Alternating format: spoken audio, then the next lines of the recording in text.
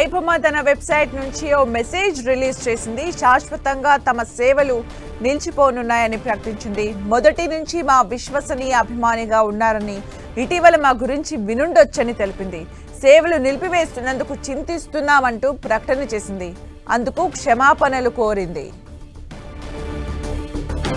మరిన్ని అప్డేట్స్ మా ప్రతినిధి కిరణ్ అందిస్తారు. కిరణ్, గడిచిన కొద్ది రోజులుగా ఐబొమ్మ సైట్ చుట్టూ తిరిగిన వ్యవహారానికి సంబంధించి మనం చూసుకుంటే తాజాగా ఇప్పటికే ఈ ఐబొమ్మ సంబంధించిన కీలక సూత్రధారి ఎవరైతే ఉన్నాడో ఇమిడి రవిని పోలీసులు అదుపులోకి తీసుకొని ఇన్ని రోజుల పాటు తెలుగు సినిమా ఇండస్ట్రీ సంబంధించి కూడా ఉప్పు తిప్పలో పెట్టిన వ్యక్తిని, అతడికి సంబంధించిన సైట్స్ ను సర్వర్ ను కూడా పూర్తిగా క్లోజ్ చేశారు. ఇక 200లకు పైగా హార్డ్ డిస్క్లు స్వాధీనం చేస్తున్న నేపథ్యంలో తాజాగా ఇప్పటికే పోలీసులు కూడా వెళ్లింది.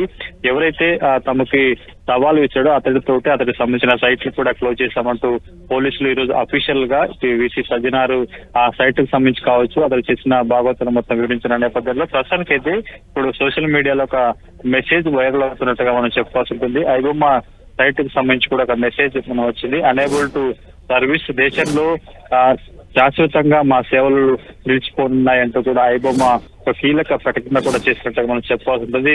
దీనికి సంబంధించి సేవలు నిలిపేసినందుకు చింతిస్తున్నాం, అందుకు క్షమాపణలు కోరుతున్నాము. మొదటి నుంచి మా విశ్వనీయత అభిమానంగా విశ్వనీయతకు సంబంధించి అభిమానులు మా చెప్పే ప్రయత్నం చేశారు. ఇక ఇటీవల జరుగుతున్న పరిణామాలకు సంబంధించి కూడా ఒక చిన్న అందులో ఒక వర్డ్ ని వాళ్ళు యాడ్ చేసినట్టుగా మనం చెప్పవచ్చు. పూర్తి స్థాయిలో గడిచిన కొద్ది రోజులుగా ఈ హైదరాబాద్ సైబర్ క్రైమ్ పోలీసులు కూడా ఐబొమ్మ నిర్వాహకుడు రవిని పట్టుకోవడం, ఆ తర్వాత అతడితోనే ఆ 2 వెబ్సైట్స్ తో పాటు అందుకు సమాంతరంగా నడుస్తున్న మిర్రర్ సైట్లకు సంబంధించి సుమారుగా 60 సైట్లకు సంబంధించి కూడా క్లోజ్ చేసినట్టు అఫీషియల్ గా ప్రకటించిన నేపథ్యంలో తాజాగా సోషల్ మీడియాలో ఐబొమ్మకు సంబంధించి అనేబుల్ టు సర్వీస్ అనే సంబంధించిన మెసేజ్ కొంత వైరల్ గా మారినట్టుగా చెప్పాల్సి ఉంటుంది. సుమిత్ర, అంటే కిరణ్, ఇప్పుడు ఐబొమ్మ రవికి సంబంధించి కస్టడీలోకి తీసుకున్న తర్వాత నెక్స్ట్ అంటే ప్రాసెస్ ఏంటి, ఏం జరగబోతుంది అనుకోవచ్చు ఈ కేసుకి సంబంధించి?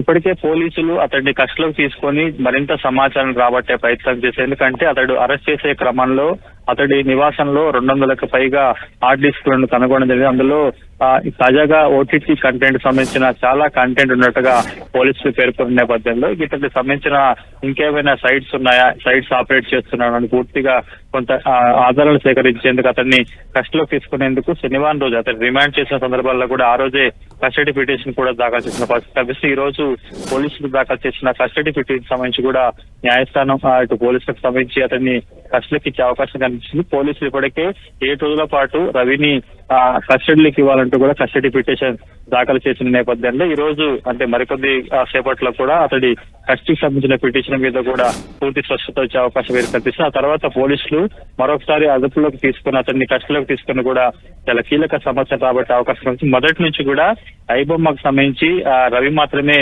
ఒక సూత్రధారిగా ఉన్నాడు. అతడే మొత్తం ఎంటైర్ సైట్లను కూడా మేనేజ్ చేస్తున్నట్టుగా ఇప్పటికే సిసిఎస్ పోలీసులు కొంత ప్రాథమిక సమాచారం సేకరించిన నేపథ్యంలో అతను అదుపులోకి తీసుకున్న తర్వాత ఇతడికి ఇంకా టెక్నికల్ గా ఇంకెవరైనా సహకరిస్తున్నారు దేశంలో, దేశం బయట ఇతడి స్నేహితులకు సంబంధించి ఇంకెవరు ఉన్నారు. ఎందుకంటే ఇతడు టెక్నికల్ సీఈఓ, ఎందుకంటే సాఫ్ట్వేర్ సంబంధించిన కంపెనీ సీఈఓగా చెప్పుకున్నాడు. కొంత టెక్నికల్ నాలెడ్జ్ ఉంది కాబట్టి ఇతడికి ఇంకా సహాయ శాఖలు ఎవరి దాని నుంచి అందుతున్నాయా లేదన్న సమాచారం రాబట్టే అవకాశం ఉంది. కాబట్టి పూర్తి స్థాయిలో కస్టడీ తీసుకున్న తర్వాత ఇమిడి రవికి సంబంధించిన ఇంకా పూర్తి వివరాలు కూడా బయటకు వచ్చే అవకాశం అయితే ఉంది. Thank you Kiran for the updates.